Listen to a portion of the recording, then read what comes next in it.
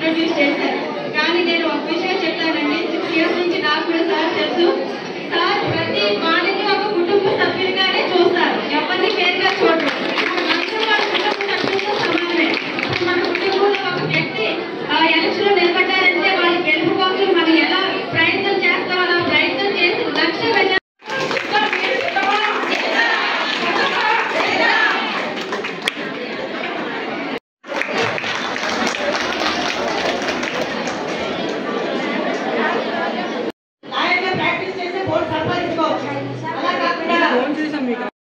అలాగే ఇంతకుముందు గంటలో ఉన్నప్పుడు ఎంతో అభివృద్ధి చేశారు. ఇప్పుడు మళ్ళీ కనుక మనందరూ అవకాశం ఇస్తే వాళ్ళు ఎంతో అంతమందులను ఆశిస్తారు. అందుకని మనందరం కూడా గంట గారి గెలుపు ఆశించి, ఎందుకంటే మీరు ఎంతమంది చూసిన రాజకీయాల్లో ఇష్టం వచ్చినట్టు మాట్లాడుతుంటారు, బైక్ తీసుకుని ఒక వ్యక్తి మీద ఒక వ్యక్తి చాలా అసభ్యమైన మాటలు, చాలా అన్పార్లమెంటరీ పెట్టిన పథకం ఏంటంటే ఈ వైఎస్ఆర్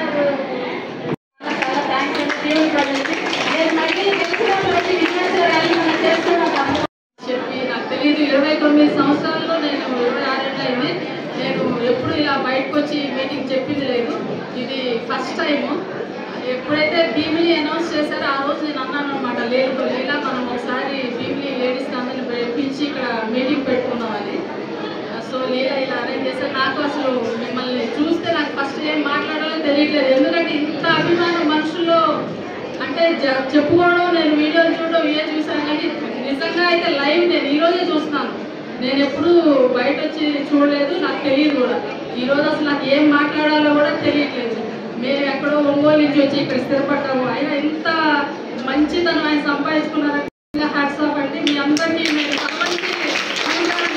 మీ అభిమానానికి నాకు మాటలే రావట్లేదు, ఏం చెప్పాలో.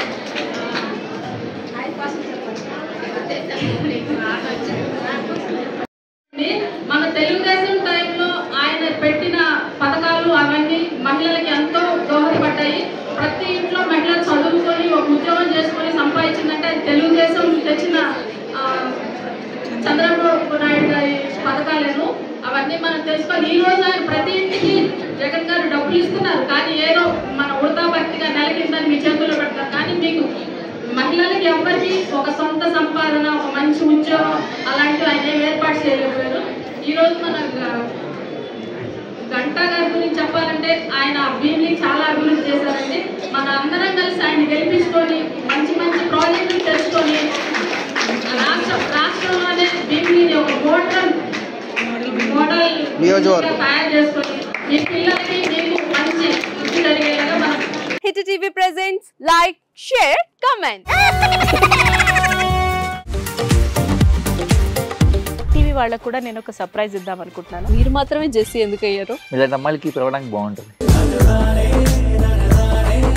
చందు సాయికి like you and have a జనాలకి ఒక పేరు నచ్చిందంటే దీనికి ఒక ప్రాసెస్ ఉంటుంది. ఎందుకు ప్రాసెస్ డైరెక్ట్‌గా వెళ్ళిపోదాం. ఏదైనా ఒకటి మర్చిపోయినావా నువ్వు? మర్చిపోయినా మేడం. ఏం మర్చిపోయావు? నా గుండె. ఏదో ఆ టైంకి మన సుడి బాగుంటే ఎవరన్నా చూపిస్తే రాయగలం, కానీ డోర్ టు డోర్ సేల్స్ చేసేవాళ్ళు. శారీ వస్తుంది కదా, శారీలో వెనకాల కట్టుకుని